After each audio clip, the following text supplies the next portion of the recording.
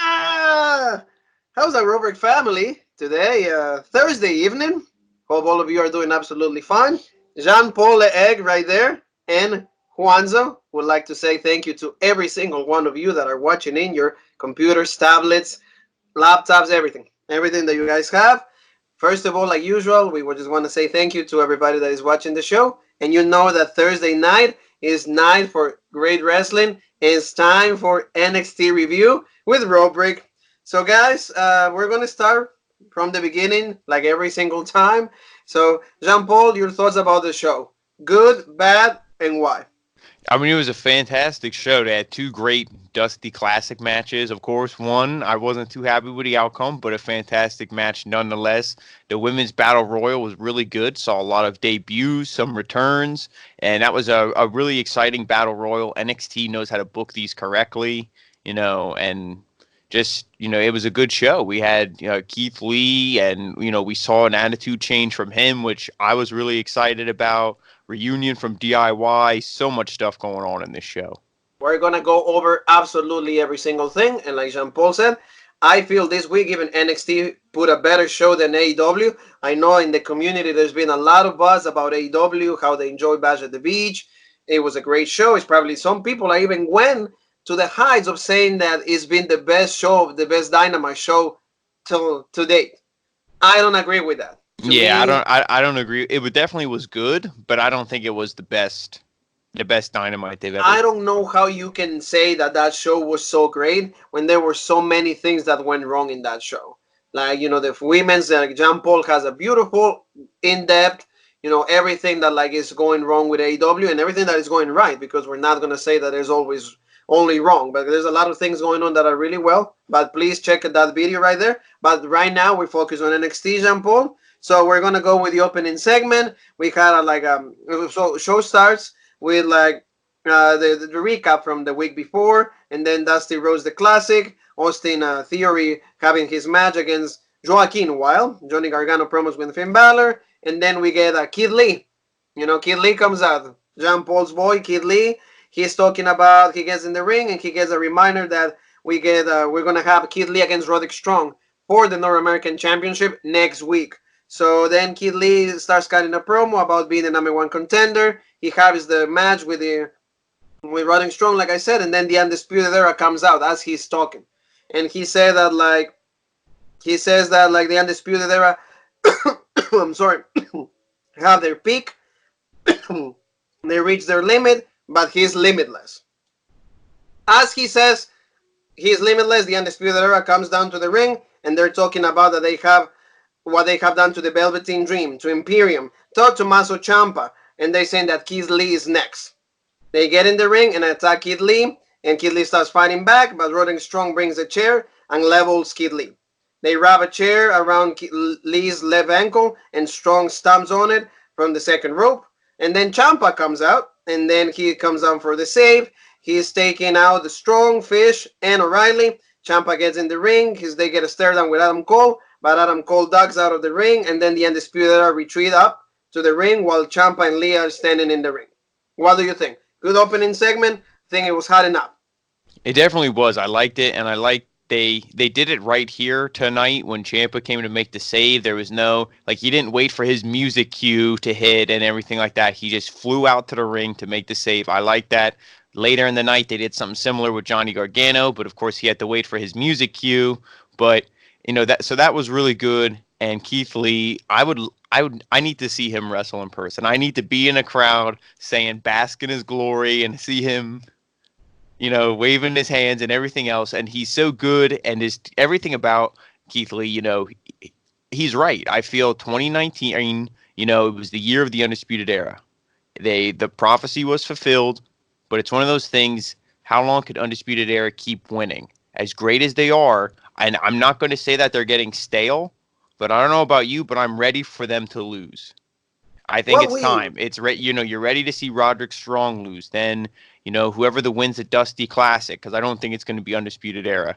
I think, a team like Matt Riddle, he has history with Undisputed Era. Him and Pete Dunne, that could be a team to take the tag team gold from Undisputed Era. And then we all want to see Tommaso Ciampa reclaim Goldie. So, and like I said, as great as the Undisputed Era is, we had them in Tag Team of the Year, Match of the Year, Competitor of the Year in our prestigious Rope Break Awards. But the thing is, like, they just need to lose, because if they hold the gold forever, you're going to make people just hate them just because it's like they never lose. They're going to become stale, and I agree with Yeah. you. I feel like we even said this the week before. We said the Undisputed Era has seen their time. They're at their Hmm. peak, but right now, like you said, it's important for them to start actually losing. They need to Exactly. stop like taking the second spot. They don't need to be number one for the whole entire run that they have. Now Hmm. it's time, like you said, for Keith Lee. There's a Bruiser, Bruce Bruiser, the Yeah, the bro, Bros are weight. the Bruiser Wade. Yeah, Yeah. these guys are like, they're really hot right now, and there's like two legit guys that absolutely can take their titles away from the Undisputed Era. So that is something that really needs to happen if you want to keep hyping NXT. Hmm. These decisions are the ones that like are so important in your company. You gotta like let the Undisputed Era, lose those titles. Roderick Strong again, champion. He has his time. He was good Survivor Series. Okay, give the time to Kid Lee. Kid Lee's hot. Please pull the trigger. You need to pull the trigger, because if not, all this momentum that this guy has is going to be gone. It's going to be Yeah. another Rusev. It's going to be another Sami Zayn. It's going to be another Nakamura in the main roster. When the guys are hot, you never pull the trigger. And then what happens? The guys become nobodies. Yeah, So and I don't think Triple H will let that happen. I don't know what it is. Maybe, like I said, they're just building up for a great moment, take over Portland, WrestleMania weekend. Maybe, they're really building up for that. But maybe he's also scared that, maybe, who knows what Vince said. Vince could have said, "Hey, as soon as these guys lose gold, they're mine." might be. Maybe he said when the Undisputed Era loses, they're coming to SmackDown, or they're going to Raw, something. I think if you're going to put them anywhere, I would, put them on SmackDown. I feel like they have a better chance to survive on SmackDown, but, we'll see. And like you said, when, for example, these situations that you're like saying, like, do you take the Undisputed Era as the Undisputed Era? Because let's say you get Adam Cole and then you get the other ones on the other show, then you're pretty much you're messing the whole aura of the Undisputed Era. Yeah, They have to come the four of them in one shot. I mean, the only way I would split it up, and you really got to protect him, is I would take Roderick Strong away. If Yeah, if I would take any of them, I wouldn't do like Roderick Strong and Cole, and then have Fish and O'Reilly on another brand. I feel like it's got to be Cole, Fish, and O'Reilly. And then, I mean, I would love if all four would stay together, but if one guy's going to branch off, I think it would be Roderick Strong. You could turn him babyface and really do a lot with him. and then you can actually cash in what Roderick Strong has to offer, because Yeah. wrestling ability and everything. Roderick Strong is always on point. He's a great talent, but of course he's more promotable. He's Hmm. better. His appeal like rises up to the top when he's with the Undisputed Era. So if Oh, he wants to be absolutely. by himself, it will be something that you need to work on. Yeah, So yeah. moving along, we get a video from earlier today showing Tegan Knox making her return and that she will be in the Battle Royal. Then we see Candice LeRae going right up to her. He's like, "Oh, you're back." I'm so excited. And then went to see Mia Yim. She puts the hat on. And then Io Shirai right there. And they're all shown backstage preparing for the Battle Royal. So we get the first match of the first round. We're still in the first round of the Dusty Rhodes Classic. We get the Browser weights. Pete Dunne, Matt Riddle, like Jean Paul was saying, against Mark Andrews and Flash Morgan Webster. What a fantastic match. Oh my God, this match, it was insane. And the one thing before you get into any of the spots is you just look at these four competitors. This looks like high school, like two high school kids going against two middle school kids. Just Yeah. the size difference was insane, but you got to give it up to Matt Riddle and Pete Dunne, because they sold big time for Flash Morgan Webster and Mark Andrews. They made them look like superstars. Oh, yeah. They sold for them, and just everything, you didn't really know who was going to win this match because both teams looked so believable. Absolutely. Like these guys that you said, like Mike Andrews, I'm really surprised by his talent. He's Hmm. so good. Oh Like he yeah. did a lot of moves that we're gonna go through them in like a little bit. But like you said, like he's so good. Like, I remember him having a really good showing in the tournament for the UK Championship. Hmm. But I just didn't, know that like he could be even better than that. Yeah, And exactly. like Flash Morgan Webster, like he's good, and I like the gimmick. When they come Uh-huh. out, I like the theme song, and I like how he carries Doesn't like. he? Doesn't he kind of look like the fifth member of the Beatles or something? That's what I And then, mean. Yeah, like, yeah, exactly. Like he has like yeah, that 60s like the mhm. British pop. Yeah. You know, And the see, that's British how like. you do it. That's how you do it. AEW. You don't have somebody come dressed out as fucking Freddie Mercury, Emi Sakura. Oh You yeah, have it where it looks similar and it gives that vibe, but he's not coming out there dressed like the freaking right, like like the the yellow Beatles. Yeah, submarine. Yeah. like British invasion in the 60s. You know, Yeah. Rolling Stones, Beatles, and all of that. Like you have him similar, but not Emi Sakura. Like yeah, you're right. Like I absolutely despise that gimmick, and that women's division needs a complete like reset. And then let's think about Tessa. Let's think about Jordan Grace. Let's think about like now AEW has the money. They pull out the contract till 2023. So I feel that like if they wanna make that division better, get a big name. Get Hmm. somebody that can carry that division. We've Yeah. been saying that in the But AEW review. yeah. But enough of that. Back to this good match. Yeah, it's enough of that. Let's get to this. Of course, match starts. Andrews and Dunn, they started the match. They run the ropes, and they're able. Andrews is able to take down Pete Dunne. Riddle comes in, and they try to level Andrews, but Andrews evades. Then Dunn seems like he will get the advantage, but Webster comes in the ring, and they even the odds. Both teams stay in the ring and stare at each other, and they go to commercial break. Then Mark Andrews candidly takes out Dunn and Riddle and then send them both out of the ring. Andrews tags Webster in and they hit a double senton on Dunn and Riddle to the outside. Webster goes for a pin on Dunn for a 2 count. Webster goes for a diving crossbody on Dunn, but Dunn catches him with a forearm to the jaw. So far, extremely, extremely great match. Oh, Really, really, absolutely. absolutely, the action is back and forth. And those two teams, one thing though, first time that like Riddle and Pete Dunne are being a tag team, it didn't Hmm. feel like it. It feel like they've been Oh a tag no. team for the Yeah. longest time.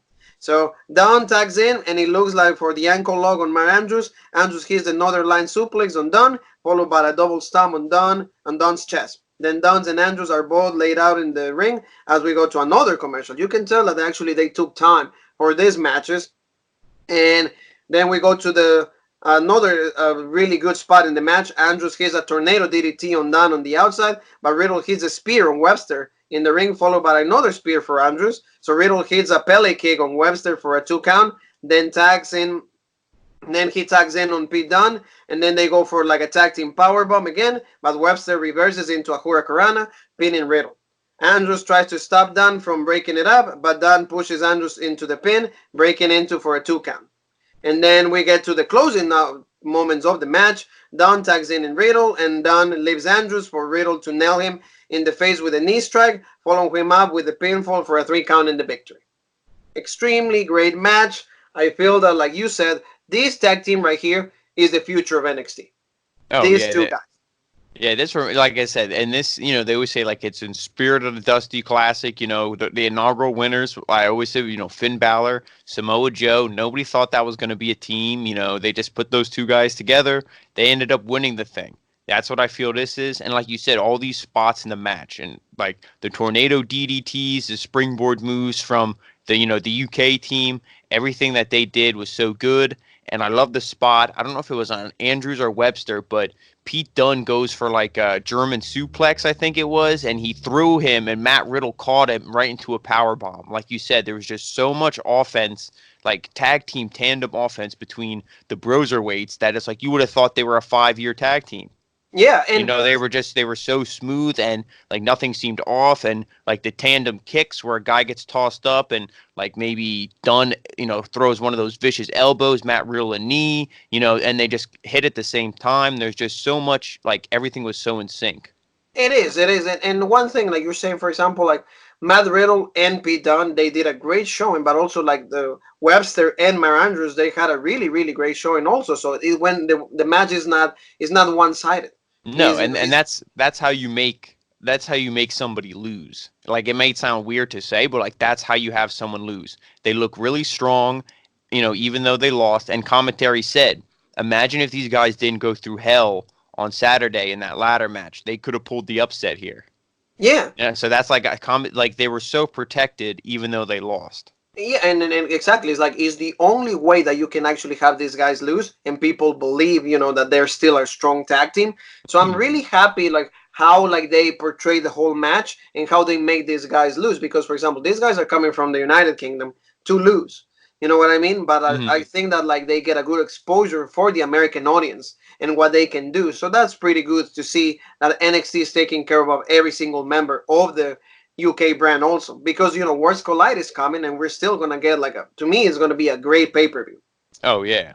So moving along, Jean Paul, we get a recap video showing the Undisputed Era beat down on Imperium and Walter after the NXT Takeover Blackpool 2 that we have a review. You guys know that. We get a reminder that Worlds Collide tournament starts 1 week from Saturday, kicking it off with kicking off the Royal Rumble weekend. So we're gonna have a lot of work that week, Mr. Jean Paul. We get back from commercial break and Tommaso Ciampa comes out. He makes his way down to the ring and immediately signals for a microphone. He is talking about the Velveteen Dream, Imperium, and Kid Lee, saying that the Undisputed Era seem to have a hit list, but he has one too, and Adam Cole is at the top of that list. Ciampa stares down the camera and said that he wants Goldie back. So that's like you said, that's the big storyline. They keep Hmm. focusing on that, and I really love the Ciampa's intensity when he talks about this. Like, I want my Goldie that I never lost. But Undisputed Era comes down again to the ring. That to me a little bit repetitive, Jumpo. I don't know about you. Yeah. A Yeah, little bit that's it. repetitive. Yeah, that's the only thing because that's what I mean. It's like, you know, m- maybe not overexposed is the right word, but it's like undisputed era, and I don't mean this, but I'm saying it anyway. It's like when they keep coming out, we keep seeing them. It's like they're overexposed, they're stale. It's like we need because now maybe if they're not have the gold and everybody hates them and everyone's after them, we will maybe like them even more so than we do now. Because it's like you said, it's like, okay, how many times are they going to jump somebody? Like they're going to use the numbers game every time because it's 4 versus 1, 4 versus 2. Like, all right, like we get it, do something Exactly. different. Maybe only Exactly, send Mr. down, maybe just have Cole come down and then just have a stare down 1-on-1. To me, that would be more interesting than, oh, where are the other three? They're just going to jump from the crowd and beat down Champa. Like we've seen it one week, we've seen it before. Or like you just don't have anybody. You know what I Yeah. mean? Like, I don't need Yes. like you don't need him from every single segment that Yeah. somebody's talking about him. They don't need to come out.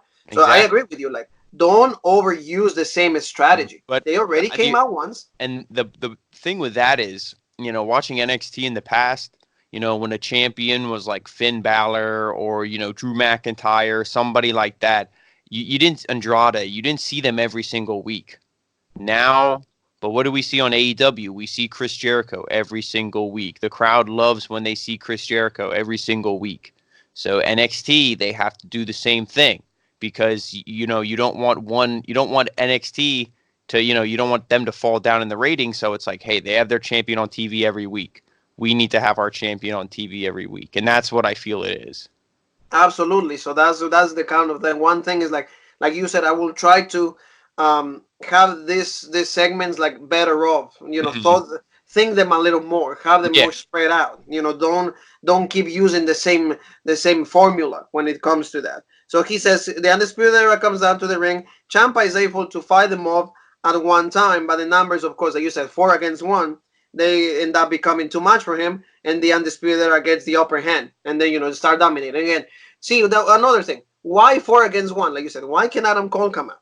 If you're Yeah. gonna have Adam Cole come out, just don't have them come out Yeah. because we That's know not. 4 against 1, who's gonna get the advantage? Yeah. Exactly. Johnny Gargano's music hits. He comes down to the ring, and to make the save, dispensing the Undisputed Era. Ciampa and Gargano end up like in the opposite corners, with Bobby Fish in the middle of the ring, and Ciampa and Gargano hit their signature DIY knee strike super kick on Bobby Fish as the NXT crowd chants DIY. Gargano and Ciampa stare at each other and seem to indicate that they're going to reunite officially, but nothing is definite.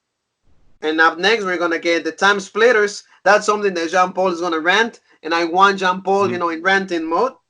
The time splitters versus the Grizzly Young Veterans, but we get a commercial break first, and you and me, we gotta just. Are you excited about DIY? Yeah, I am because I don't think it's going to be something that's like a long term thing. Because I feel, they reunited them here. You have Johnny Gargano and Finn Balor are confirmed for Portland. So that's Johnny's main story. And this is just something, it's going to be DIY versus Mustache Mountain at Worlds Collide. Yeah, So another match of the year for the tag team, or just a match of the year in general, because all four of these guys are super legit. So I'm really looking forward to that.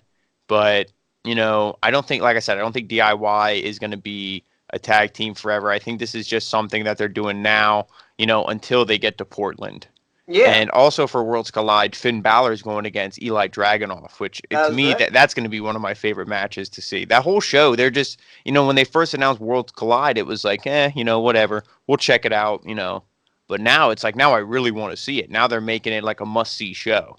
Exactly. Like, see, and you can tell how Triple H, Shawn Michaels, they know how to book these Yeah, shows. William Regal, yep, everybody. William Regal, exactly. Like they know because, like, for example, they have picked the best guys from all these takeovers that we see. Like you say, Dragonov is like a vital in the Hmm. future of these divisions.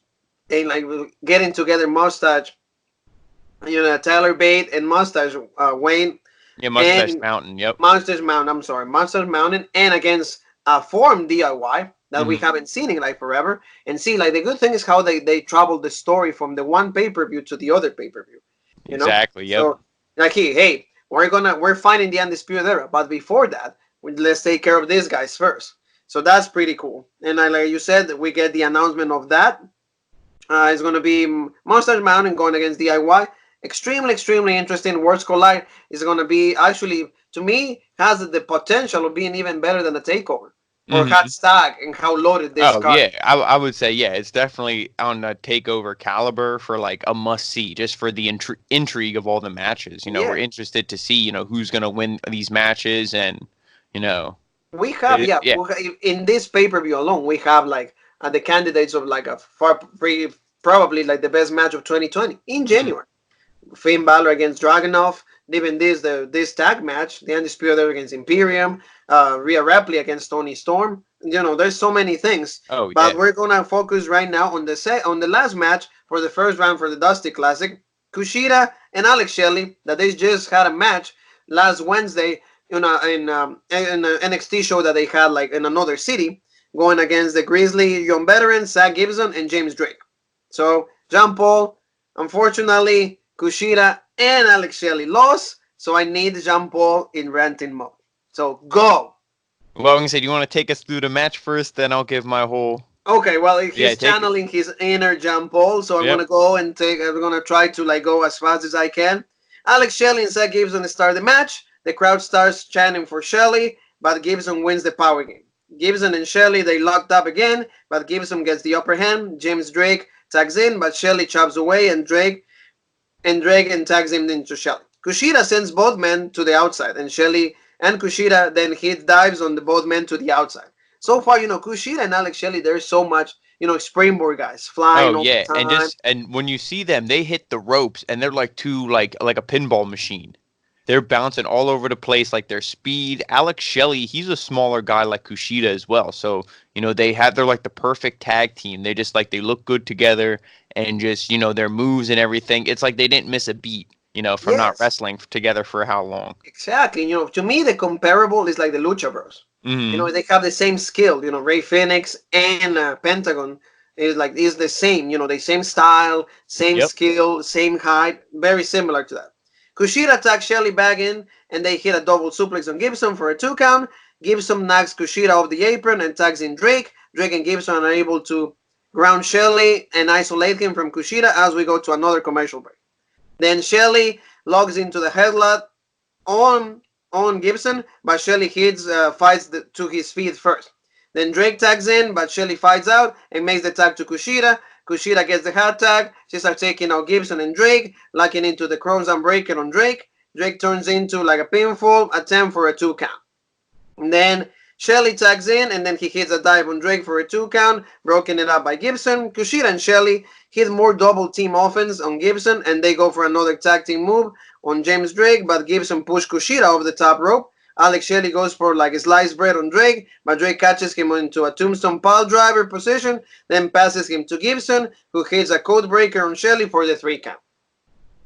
Yeah, and I forget what I do like their finisher, the Grizzled Young Veterans. I forget Yeah, what they call it, but it's like a really cool looking finisher. And now, like you said, now you're ready for the Jean Paul rant. The we're thing ready. is, the Grizzled Young Veterans, I'll just say what I have to say about them. Fantastic team in the ring. Everything they do, from belt to belt, is amazing, and their talent alone, they deserve to win the tournament just based off that. But no, you heard the crowd. There was not a single person in the crowd going Grizzled Young Veterans or like GY, VE. Nobody cared about them. And that's not to say that, not trying to shit on them or, put them down.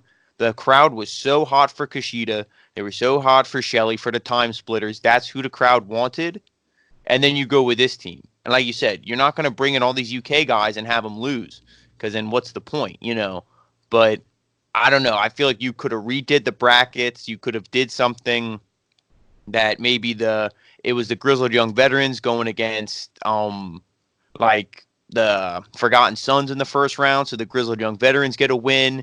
And you could have did something like, I don't know, the Undisputed Era and Imperium in the first round, because we're going to see it at Worlds Collide. It could have been a screwy finish. You could have had Walter come out. You could have did something, because then if Walter comes out and costs them to lose, then that makes sense for them attacking Walter at the end of Blackpool. Yeah, it would have been actually even better. It would have been so like better. there was so much more you could have did, because everybody, the NXT fans, they're similar to AEW fans. It's all the same group.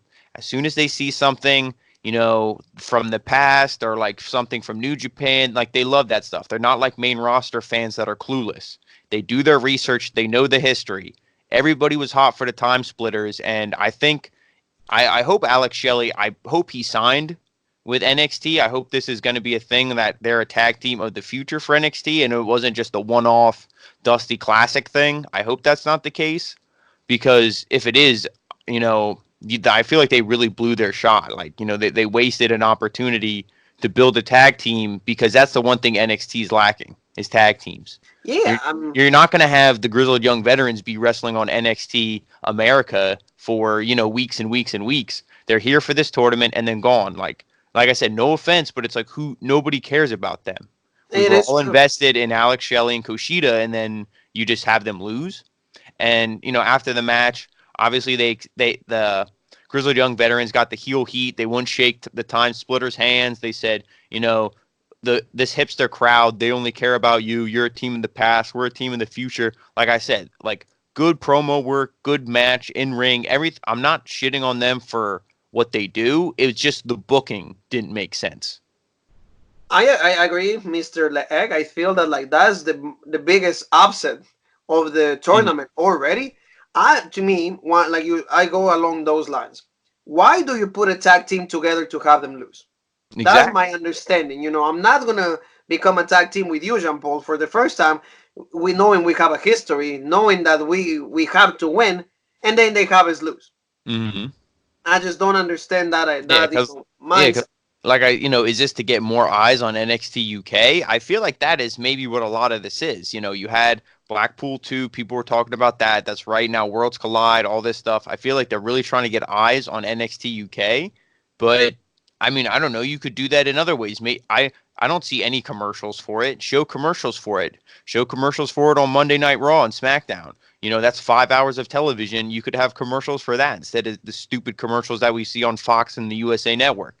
Promote your other shows instead of promoting them by beating a brand new tag team, which the crowd was super invested in and super hot for. That's my one thing, is like, I don't understand why, even like you said, the whole crowd was just like, time, we want time. The time splitters. And Kushida tags in, everybody, woo, Shelley's back, in wrestling as a whole, because I think he took he was on a hiatus. Oh, okay. So, I think that's why, hey, he's back, legit. Oh, they put the tag team again. Oh, why you have them lose? I mean, I don't mind if they would have been the semifinal. Mm-hmm. Okay, whatever. They didn't make it to the end, whatever. But at least the first round, have them win. Yeah, their first match they lose. It's like, oh, okay. Because you could have said that could have been the tale for the whole thing. That, like, Flash Morgan Webster, Mark Andrews, they got their ass beat in that, the grueling, amazing tag team ladder match. The same thing with the Grizzled Young Veterans. Freaking Drake, I think he was the one he was getting sandwiched and pinned between ladders. Yeah. So it's like his back, obviously, it's just, but you sell the injury, you make it seem that they're beat up and stuff, and there's a way to do it. And then you could have had it where, the time splitters won. It could have been a very close contested match. And then at the end, even if you have the Grizzled Young Veterans beat them down after the match, and have them laying in the ring and say, we don't care, like, we lost, but who's standing tall, and they cut a promo. Like, you could have did something like that. Oh no, and like you said, play the injury, and on top of that, you can say, well, hey, these guys are injured and they have to travel. Mm-hmm. You could use all these things. Like the guys are tired. They're getting they switch in the time for The them. time zone, yeah. Yeah, the time zone. Time. What is it called? Jet lag. I think they Yeah, call it yeah, jet yeah. lag. You could use all these, but have the right team Mhm. to win. Yeah, I and just one oh, go ahead. no finish, Jean Paul. I was gonna say It's your sec. one last thing before we move on, and I'm not, trying to be bitter because maybe I'm a mark for the time splitters and this and that, but from what I heard, because Shawn Michaels runs NXT UK, he's completely in charge of booking and all that over there. He's a huge fan of both of these guys, so I don't know if that has something to do with it. And then Triple H, they're like this. That would be like if Juan was like, "Hey, like you got to put Alexa Bliss over," and I'd be like, "You know what? Like you're my butt. Yeah, you know what? I'll put Alexa Bliss over, even if I Hey, don't want thank you, to." Jean Paul. You know what I mean? You, That you, that you that know, like, is that what this was? I'm not trying to say it was political or any kind of shit like that. Not trying to stir the pot. I love Shawn Michaels and all that stuff. Shawn Michaels 03 or 02 to present. Don't get me started on Shawn Michaels before then. But yeah. But um but thanks for the I love, don't though, Jean Paul. yeah, I love you too.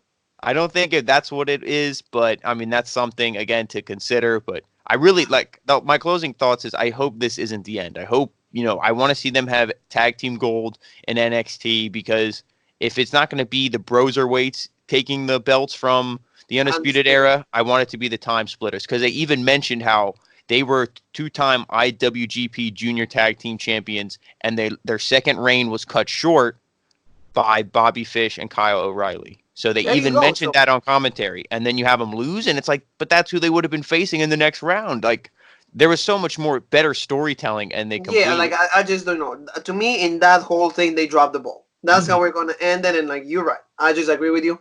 Don't reunite a tag. It's like, for example, DIY losing on Yeah, Worlds Collide. Why you put them together to yeah. lose?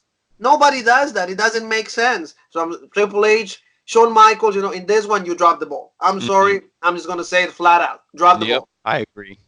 Robert Stone and Chelsea Green. They are shown earlier in the arena. They're saying, well, Chelsea's the best woman that is going to be running NXT, although she's not in the Battle Royal. So we're going to see a little bit more development on Chelsea Green. Where I Hmm. think they're going to try to portray her as like a really important, great wrestler. We'll see Hmm. what they do with her. So that was just like a tease. But see, this is something that at least for Jean Paul and for me is going to make it better. And we get Leo Rush against Tyler Breeze and Isaiah Swerve Scott. They face in a triple threat match where the winner will face Angel Garza and two representatives for the NXT UK at Worlds Collide. Yeah, So I was definitely excited for this, and I loved seeing, Tyler Breeze, Prince Pretty, seeing him back here, and that was a thing.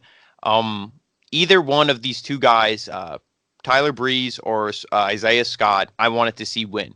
Leo Rush, I mean, you could argue that he was the most talented guy in this match, but we've seen that matchup before, and I do want to see it again.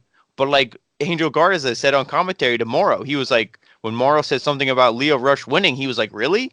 He's like, "Is that what you want to see again?" He's like, "You don't want to see me wrestle another guy? Like, you really want to see that match again?" yeah, Because it's like it's true because you know what Angel Garza, everything that he did with Leo Rush is with his wife and all that other stuff. I feel like a feud like you can't just keep that's like a WWE feud where we just see match after match after match. Let them not wrestle or touch each other for a couple months. Then you revisit it. Because then it's like Leo Rush had to earn his way back, not like it's just rematch after rematch after rematch. I But agree. so I was hoping for one of those other two guys to win this match, and it was a fantastic triple threat match.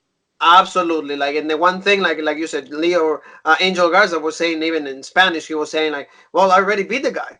Mm-hmm. He kept saying that, of course, and they kept playing that angle. Like I know that like a lot of people, even you, Jean Paul, enjoy how like when you speak in your native language, it Mm-hmm. can come out kind of like confusing but enjoyable at the same time. Because Beth Mm-hmm. Phoenix is like, oh, I don't understand what you're saying, but it sounds good. Yeah, And and that's the thing. It's like, ooh, Edge, watch out. You might be like a Lita and Edge segment, but with Angel Garza and Beth Phoenix. Angel Garza, Jean Paul, he has Hmm. like the arrogance and the like that attitude that I'm better. Like, and the way he sounds to me, he sounds exactly like Alberto Del Rio. Hmm. Is to me, it's And like like we said, Eddie and carbon copy. Alberto, and you put them together. carbon copy like Alberto Del Rio, because even in the Spanish words, a few things that he was saying, that he's like, well, he's like, make sure that like Latinos are in the house. We're better. I Hmm. already beat this dude. It's like, I don't know why you want me to beat him again. We've seen this before. And like you said, Mauro went like, oh, like it's gonna be a great match. Like, what do you mean, Mauro? It's like you should be, thinking of me. I mean, Yeah. are you rooting for me, or are you rooting for all these guys? Like, watch out, Mauro. So it was a legit run with like having him on commentary made the match even better for me. Oh yeah, and one thing too, you said about people speaking their native tongue. Like at least Angel Garza said some stuff in English. When they cut to Walter earlier in the show, he was just speaking in Austrian or German or whatever that was, and we had zero clue what he was talking about. See, and But it that's was still cool. It was still. I mean, I like it if they mix in maybe a little bit of English because I'm sure he can speak some. But it's still cool to see.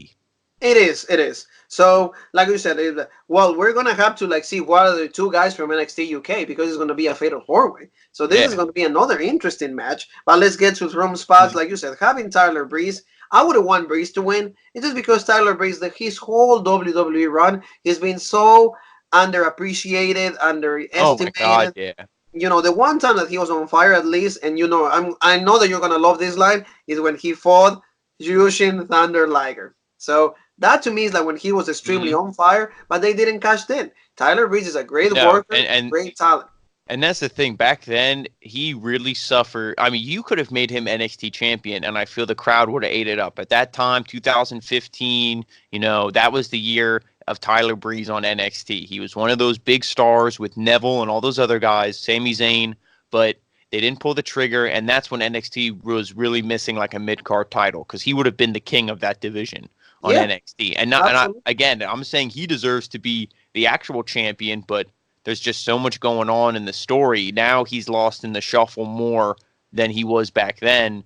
But, a cruiserweight champion, I could definitely see it, and I really hope we do see it I at hope we some see point. that. I hope, like, yeah, well, he joined the 205 live division, so Hmm. that's why he's having these matches, and you got to do something with the guy.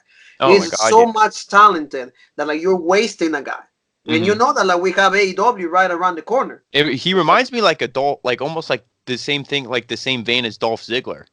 Like Yeah, he's so talented, and they just, I mean, at least he's not in awful storylines like Dolph Ziggler, but like it's the same thing. He's the sky's the limit with this guy's talent, and he's just used poorly.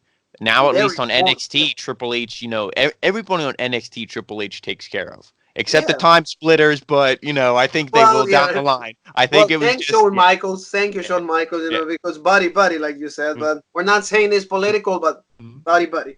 So Tyler Breeze nails Rush and Scott with super kicks, and then hits a pendulum backbreaker on Rush for a 1 count. I was like, okay, it could have been at least two.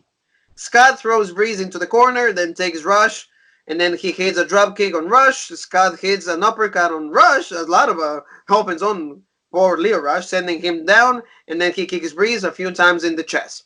Then we get Scott gets Rush back in the ring. Then Rush takes out Scott and goes for the top rope. Scott derails Rush, and Rush comes down, and then he runs the ropes, and then he gets Breeze to hit Rush with a super kick. Breeze then catches Scott with a super kick, another one from the top rope for a 2 count. Scott gets Breeze into a side headlock, then attempts to run, but Breeze stops him and grabs him from the trunks. Then Isaiah Scott clogs Breeze. Then he rushes him to a poison hurricanrana, and then followed by a top suicide dive onto Breeze into the outside. As you can tell, match is going all over the place, but three guys that like can pull this kind of matches. Oh my Pace God, really yeah. fast. Like as you said, I was rooting for Breeze here. Isaiah Zoe Scott, I don't know the guy. There's no personality behind him for me, so I can get behind you if I don't know you. I mean, I can see that like you're a great talent, but if I don't hear from you, if I don't, see your motives, if I don't understand who you are, it's Mm. very hard for me to get behind somebody like that. So Rush hits the final hour on Scott from the top rope. Great spot right there. But Breeze breaks the pin.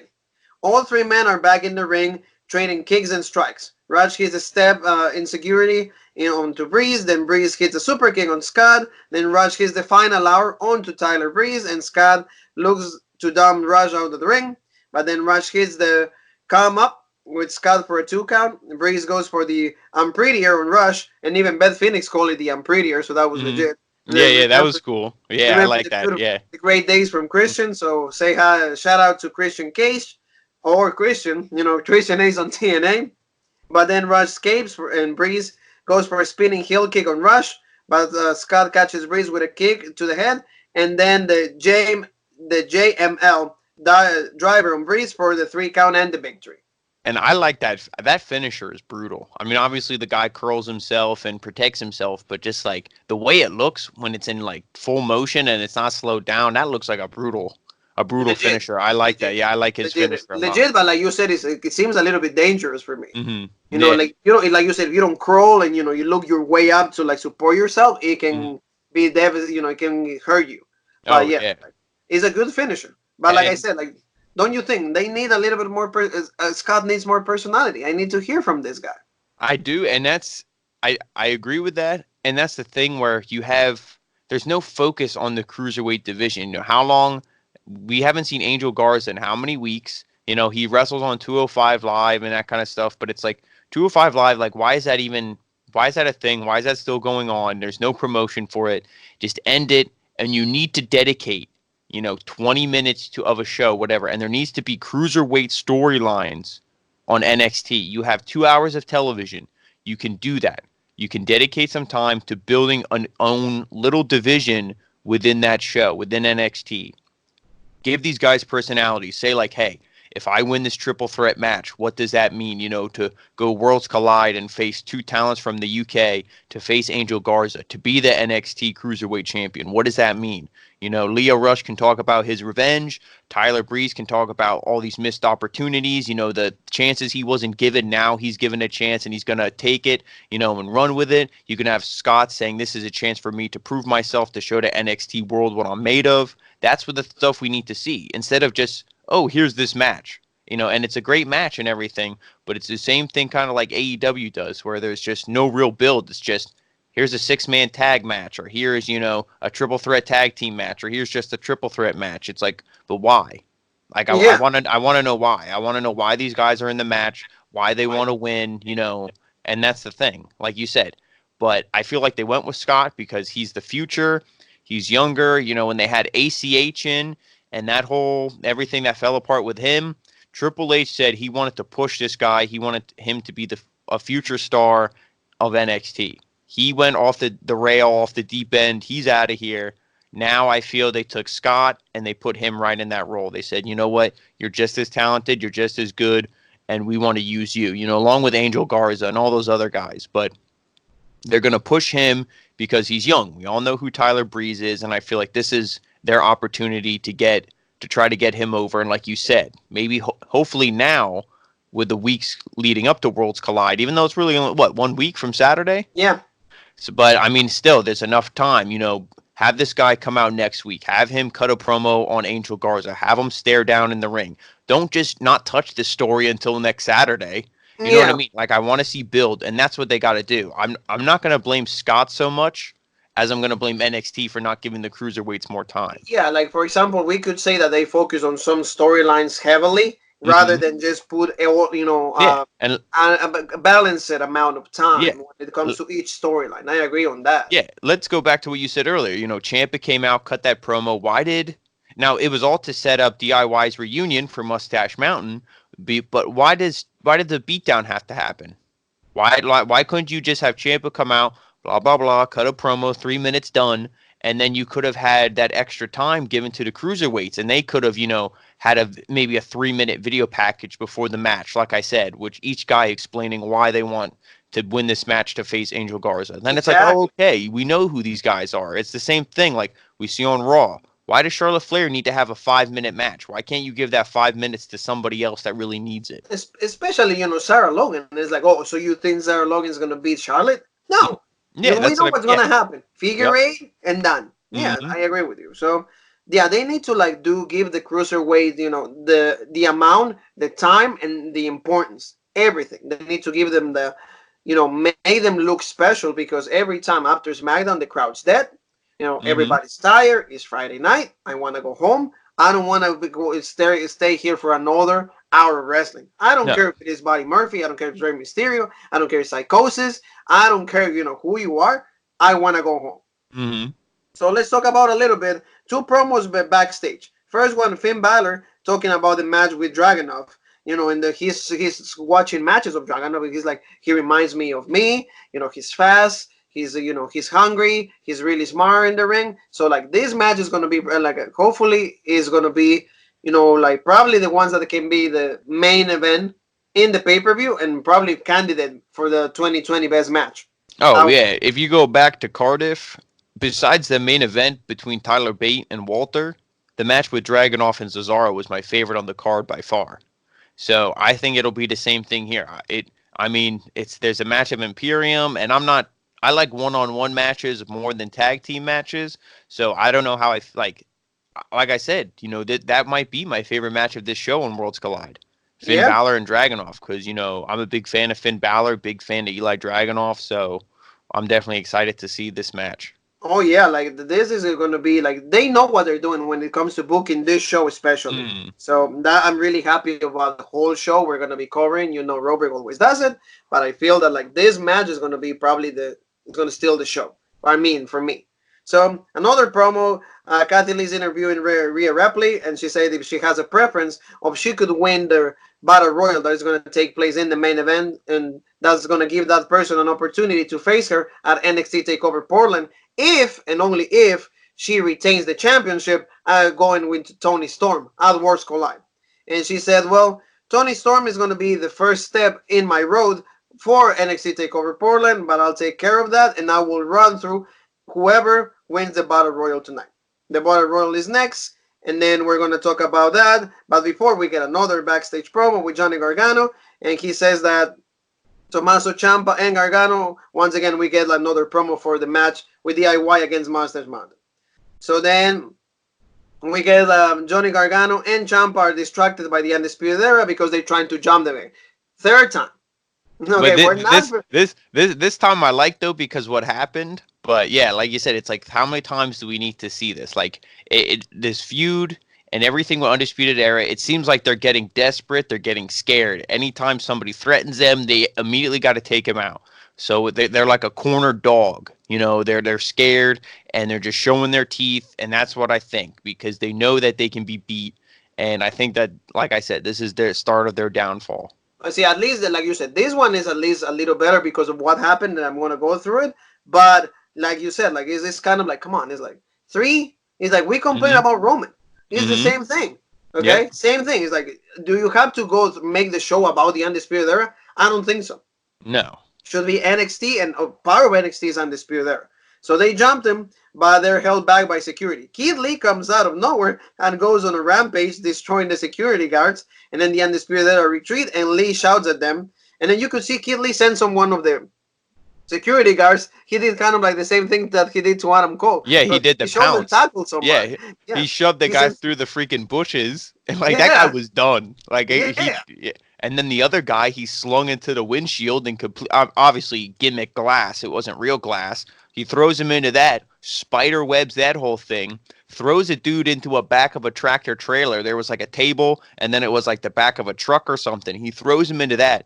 And this is the one thing I like to see because we always see Keith Lee, bask in his glory, and he's all, everything about him. He's just like, it's just like happy and jovial. He's just like in a good mood and all this stuff. Now he's fired up. He's pissed. He's angry. He wants to rip Roderick Strong in half. He's even like yelled for Roderick Strong. yeah. That's what I want to see. I want to see that emotion and I want to see that hatred. And just, I want to see him be the North American champion. Absolutely. And he finishes this segment saying, next week, the prophecy ends with me. Yep. I love it.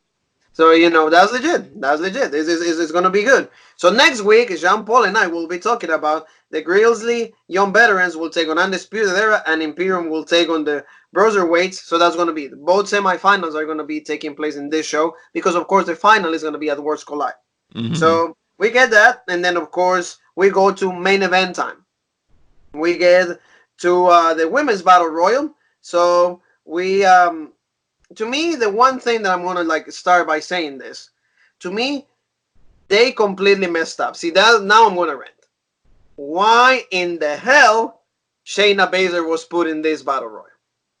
Yeah, I mean that I understand. Like I agree with that in both things because there was a lot, there was a lot of debuts in here. Shotzi Blackheart, who was it? Martinez. What was her name? Mercedes Martinez. Yeah, Mercedes Martinez, she was so Blackheart. legit.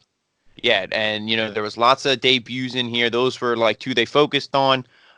Casey Catanzaro came back from the American Ninja I Warrior, mentioned New whatever, York, because the girlfriend from Ricochet. yeah, Yeah. she was almost gonna retire, but Yes. then I don't know if they talked her out of it or Ricochet or she just decided to come back. What it was, but it's good to see her. Shayna Baszler being in it, like I understand it because it's like, hey, she's still in NXT. It's not like she moved up. At least she didn't win it. That was my whole thing. If she came out, it's like, oh my, don't tell me we're getting a rematch. Like because there's so many other. Their women's division is so loaded. It's like nobody wants to see that. As great as a match as it would be, nobody wants to see it because Shayna's had her time in the sun, and I'd love to see. I know you just said her name. What was it? Martinez, Mercedes Martinez. Mercedes They Martinez. they had a good back and forth in there. I would love to see that be a feud. It'd be a couple matches before Shayna. I know the Rumble's coming soon, but so maybe they won't do anything if she's main roster bound. Maybe this was just her last showcase, but I would love to see something between them. There was so much to do. So I agree with you in that, where it's like, why does she need to be here if you're just going to call her up? But maybe this was just like her last hurrah, like her last send off, something like that. I get that, but I will say to you, okay, if you want to make her debut on the main roster, so to say, or whatever, like she's next, whenever Mm-hmm. she appears next, she should have never come back to NXT. If the Rumble was the next step for her, she should have just came out in the Rumble in whatever number and win it. Mm-hmm. Because Yeah. supposedly that's what the plan says, correct? As far as Yeah, we know, yeah. I mean Shayna that's Baszler's winning the Royal Rumble on the female side. that's definitely how I would have booked it. If I was in charge, I would have been like she loses to Rhea, and then we don't see her again until the Until the Rumble 3, 2, 1. We hear her music, we hear the horses, and then that's when Shayna comes out. Exactly. To me, it's like you wasting the opportunity, and you could have had another woman in that. Mm-hmm. You just said the women's division is stocked. There's so many women. Scarlett Bordeaux could have been there. Even Mm-hmm. Chelsea Green could have been there.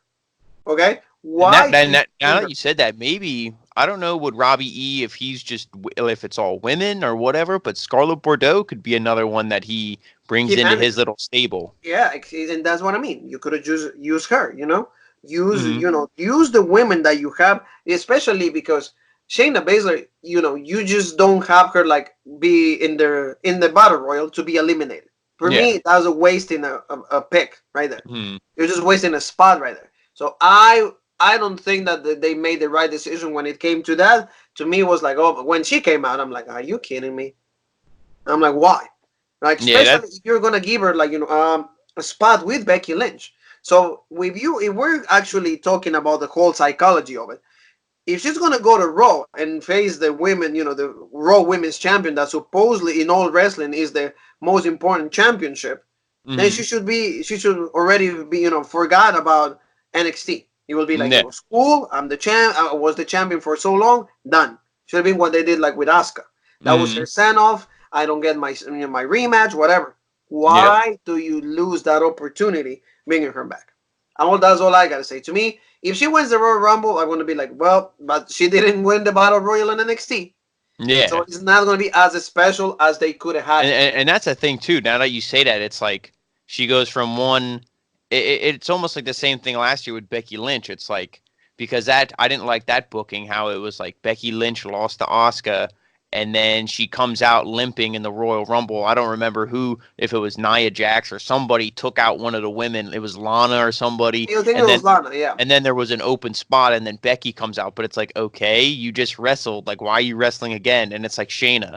It's like, oh, you lost in NXT. Now you're just gonna come here and and enter this battle royal. So, like you said, it's like it would have been better if I agree. It would have been better if we just didn't see her, and then we see her at the Rumble. But Yeah. they did what they did, and at least she didn't win. They she didn't win, like you said. Like they had all the women out, and Shayna Baszler eliminated MJ Jenkins. That's first elimination. Bianca Belair eliminated Jesse Cameo. Then Shayna Baszler eliminates Catalina. That hurt me too. Mm-hmm. Yeah, Catalina's right our there. girl That's hard. Catalina, but. Hey, at least she wasn't the first eliminated. I know, but like Yeah. the girl is beautiful. She has a really special place in my heart because of our or her skills and also for like what she lets us see. So I really appreciate Catalina, but I was pissed. So it could have been it would have been Scarlett Bordeaux eliminating Catalina. It would have been fine. But of course you gotta do Shayna for you gotta use Shayna for that crap. So she eliminated Kaden Carter, another one that we said last week. Really good showing, a lot of Oh potential. yeah, I'm a fan of hers. I think she's gonna Eliminated, done. be. Yep. Why? Triple H in this show, and I'm sorry, Shawn Michaels, like you said, 0-3, Shawn, moving along. I love you, but you guys dropped the ball in this week. You just dropped the ball. So Shayna Baszler eliminates Santana Garrett. Can you stop eliminating people? Come on. Diona Perazzo and Vanessa Bourne eliminated, and Moro tells us that Hindi Harwell was eliminated during the commercial break. Shayna Baszler eliminates Xia Li. Does it surprises you? That Yeah. surprises you? Yeah. No. So and Xia, see, and that's the thing. I understand. Like it, like now that you mention it, and like I said, I was watching it, and there's all these eliminations and stuff, but Shayna looked like super strong, and then she doesn't win, so it's like, okay, it was just like weird booking up to this point because it's like it just would have made more sense if she wasn't in. Then you could have been like, oh, like Xia Li eliminated, Caden Carter or somebody, and then it's like, oh, Catalina, she eliminated like Vanessa Bourne, and you could have had people like everybody look decent instead of just like four women eliminating, all the other women. Thank you, Mr. Egg, for like agreeing with like a really innocent Yeah. Yeah, statement from somebody that doesn't book yeah, matches. I wouldn't say that they dropped the ball on this because, I mean, let's be honest. Whoever won this, Rhea Ripley's not losing. She's not losing to Tony No, Storm, and she's not losing whoever wins, whoever would have won this match. Obviously, we know who won, but it's like whoever would have came out and won it, they're not going to beat Rhea. This is the same thing that they did with Finn Balor. He became champion. They had a battle royal. Apollo Crews won it. They had 2-3 week build. It was a fantastic match between Apollo Crews and Finn Balor, but Finn Balor didn't lose. It was just, hey, we just need someone to book you against for a pay-per-view, and you're not going to win. Thank you for coming. And exactly. that's all So this was. So that's all that's that why that I was didn't. what it That's was. why I didn't get too upset. But it's like, hey, come on, you could have did it a little better. It's just because it's the new year, it's the new decade, and okay, that's over. But it's like, come on, feature Yeah. different. Shayna is like the undisputed era. Hmm. Last year was their year. Give me Hmm. something different. So Bianca Belair eliminates Candice LeRae, so that was a little bit different right there. Mercedes Martinez eliminates Mia Yim, another different elimination. Martinez and Baszler stare at each other, like you said. Good showing for Mercedes Martinez. She's a veteran in the indie scene. She's Hmm. been in the Mae Young Classic, so they start brawling. And then Shayna logs into the Kira Fura clutch on Martinez, while Martinez throw her into the ropes. Martinez tries to push Baszler over the top, but Baszler pulls Martinez over the top and eliminates her. So another one. And she would have been one again, like because you knew whoever won this is just going to lose to Rhea. I would have loved to see her win it. That would have been Yeah, a great match because she's a huge, huge woman, just like Rhea. They would have had a great stare down, and she would have been believable and intimidating. Like, hey, maybe she will pull the upset. Maybe she will be the champion, and that would have been cool because, like you said, she's veteran, she's old. And I'm not saying that she has one foot in the grave in her wrestling career or anything, but it's like she's older. So it's like, how many opportunities is she going to get at this NXT Women's Championship? Give her the rub now, let her have that time. And that would have been a cool thing to see. But she gets eliminated. But, I think she'll be a star in NXT. I agree with you. And just to elaborate, just 2 seconds on this family, let's just like the same thing you're saying. The girl, if we know that there's not going to be a title change, Hmm. if you're not pulling the trigger, give me Mercedes Martinez. Yeah. Give me something different, like Hmm. you did with Mia Yim, with Exactly. Shayna Baszler. Give me Yep. something different. I would have not been upset because again, veteran, and like you said, really like big, like Rhea Ripley. So it would have been a good stare down. It would have been a Hmm. good match. But they did what they did. Whatever. So then Moro tells us that only 4 women are left: Bianca Belair, Tegan Knox, Shayna Baszler, and Io Shirai. Then Tegan cleans house and knocks down everyone at least once. That was really cool. Tegan Knox, Mhm. I'm a big fan. I love her. She's Yeah, absolutely great in the ring. yeah. She's finished. The accent is beautiful. So I like Tegan Knox. I every time I see something like this, I always just think of like John Cena. I'm like, she went like Super Cena on yeah. everybody. She was the smallest woman in there, and she was throwing them around like freaking 2K19, and I'm because 2K20 is shit, so 2K19, and it's like what Again, like same thing like you. She's the great baby face story, this and that, but I'm like, what the heck? Like she's just going to town, like beating everybody up. Like what But the heck? when those But yeah, things happen, she's gonna get eliminated because yep, like yep. there's You no knew it way was she's gonna coming be that legit, because and we who knew was what was gonna happen. yeah, because who wasn't in this? There was no Dakota Kai. Yeah, there was So no Dakota Kai.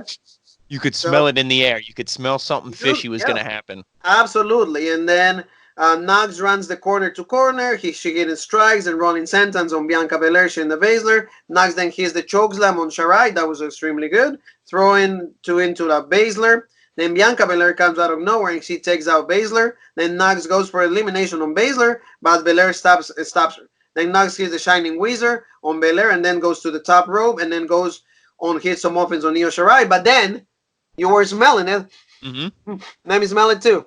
Yep. Dakota Kai comes out of nowhere and pulls Knox from the top rope, eliminating her. And the legit thing is like she even like threw the knee brace, or yeah, she threw the knee Yeah. brace onto like she went like Yeah, this. and she whipped that thing. I mean, Yeah, the camera angle they showed, it might have hit the padding on the mat before it actually hit her, but she looked like she threw that thing and it hit her right in the face. I was like, "Oh yeah, my god, she whipped yeah. that Like thing at her."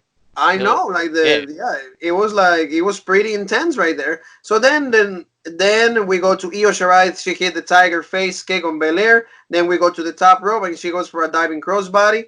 Van Belair catches her and she hits a fallaway slam to Belair into the turnbuckle. And then Io has now follow Bianca to the top turnbuckle to stands on the top ropes and goes for a Hurricanrana. But then we get Shayna Baszler. She gets eliminated. She gets eliminated for what's the girl's name, Jean Paul? Help me out here. Shotzi Shotzi Black. Blackheart. Yep, she comes in because she got, I forget what it was early in the match. She got thrown out, I think, between the top and the second rope, Yes. or the bottom and the second rope. But she got thrown out, and she did. I don't know if she's a heel, what her deal is, but she waited for the right time. Like, hey, I wasn't eliminated. Let me just chill out here, wait for the right time.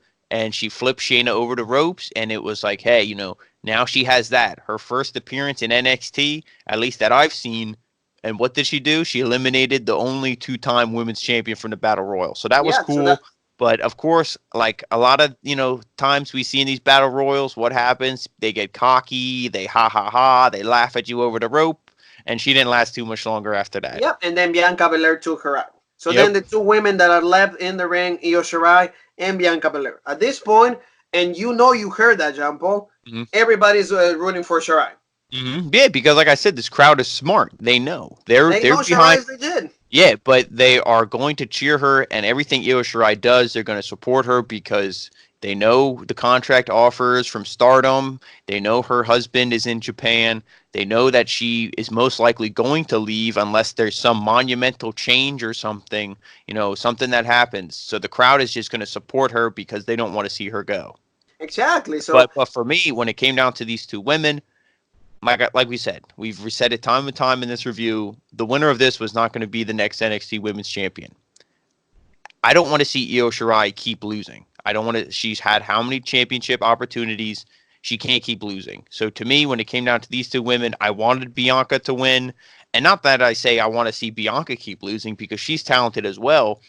But the story's not there. The story's not there for any of these two women to beat Rhea. So to me, it was like, hey, this is just going to be a notch in Rhea's belt, and I'd rather see Bianca be the one to take the pin than Io because we've seen that way too many times. you're right. You're right. I see. When I think about it in this perspective that you're bringing it up to me, I'm like, okay, it's not as bad because I was actually Hmm. pissed for the outcome. I Yeah. was very pissed. So I'm going to walk you through it. Belair she gets into the KOD position, but instead of hitting the KOD, she throws Io over the top rope, winning the battle royal. Hmm. I'm like, I was so upset. I'm like, are you freaking kidding me? Can you give Shirai like a main spot? Yeah. You know, make sure that like she's taken care of, so she's not gonna go. But that's like I said, like now when like you really think about it, it makes more sense because like I don't know what the story they're gonna tell is, what how this women's championship is gonna go. Is it gonna go because the story, if Rhea was healed, the story would be Tegan Knox. Tegan Knox, she got injured in that match with Rhea Ripley in the Mae Young Classic. She was supposed to win it that year. She didn't, obviously because of the injury. So that to me is a title match you could do. To me, you got to turn Rhea heel. Rhea as a babyface makes it so much harder for her to lose the championship. I think Yeah, you got to turn her because she's already beaten the 2-on-4 odds in the War Games. She's beaten Io and was Io and Bianca. Belair. They Yeah, were both in that match with Shayna Baszler, with Kaylee Ray, and it's like she overcame the odds. So it's like none of those heels to me are now believable to beat her. You yeah, essentially made it that the top three heels, because I'm not going to count Kaylee Ray. She doesn't wrestle full time on NXT, the main NXT. So you had two heels because Shayna's gone. Two of those top heels, Rhea just, she wiped the floor with them essentially. So it's like now you need to turn her heel, have a face beat her. And like I said, to me, if you're not going to go Tegan Knox, the story's Candice LeRae and then Candice LeRae and Io Shirai. But that is a long time coming. I don't know if Io Shirai will be around that long. And that's the thing. I hope she is. I hope Yeah, she is. to It's gonna me, break my heart. to me, they really, I don't want to say they screwed up because Shayna Baszler is super legit and everything she's done was legit. But again, we didn't see the horsewomen in this match. That could have been two women you could have put in there. Not that I'm a fan really of either of them. To be honest, I don't care for them at all. I don't think they're that good. I don't know if they're not really training, what they're doing, but to me, they're not getting any better. So I'm kind of happy we didn't see them, but it's like they were screwed. They screwed Io Shirai up. Every time she had a title chance, they just screwed her, screwed her, screwed her. To me, you could have pulled the trigger with her, and she could have been the champion, still turned heel, and you could have did something with that, with her and Candice having a title feud. But they decided to go with Shayna for how long, and now we are where we're at. And I really don't know what they're going to do because the women's division is so loaded. You could go in a multitude of different ways. Oh yeah. Now, like you said, is just I don't know. I get it now because of your perspective. So thank you on that. I think that is gonna be a little better. But like you said, I just don't see Rhea losing. No, Neither match. I don't see no. her losing, in Worlds Collide. I don't see her losing at TakeOver. So on TakeOver, we're going to see Tegan Knox and Dakota Kai. That's pretty much what is pointed out. But what do you do with Shirai? What do you do with Candice? What do you do with all these women? Mm-hmm. You Yeah, know because what? Candice, because Bianca, she eliminated Candice, right? Yeah. Yeah, so So it's what do like, you yeah, do with like all these Candice women now? gets, yeah, it's like, okay, like now what? Yeah, that's what I What do you mean. do with Mia Yim? What do you do with Mercedes Martinez? What do you do with See, Chelsea Green? and What do you that's do the with thing. Bordeaux? You could honestly, there's a lot you could do, and that's you actually give a shit about the NXT or not NXT, just the women's tag team championships, and you could. I'm not saying to turn Io Shirai face, but Io Shirai and Candice LeRae, to me, that's a tag team. You put if they're both face, you put them as a tag team. They could go against the Kabuki Warriors. Team Kick, they broke that up. They had a title opportunity. That was a pretty good match. That's what you can do with these women's divisions. Santana Garrett and Aaliyah, they could be a tag team. I know they're like the Iconics 2.0. How much do we really want to see that? But, that's something you could do. And also, speaking of that, not that I care, but where have the Iconics been on television? Oh Are well, one of yeah, them they're hurt? they're done. They're Are, done. are they hurt? Or like what's going on? Again, not that I No, want to it's see just them, but hey, there are then the Iconics. The then Iconics is then just release like irrelevant release them and let Peyton Royce go to to AEW. AEW, so at Yes. least he can become a Sean Spears ballet, and Yeah. it will be a reason for us to care more about Sean Spears because I know you love the guy. He's legit, Well, but like, can I, he? I'm losing my steam for that because they're booking him to say I was hot for him when he first went to AEW. I thought this would be a refresh. They're booking him just as bad as the main Just as bad, roster did. yeah, So to just as me, bad. yeah.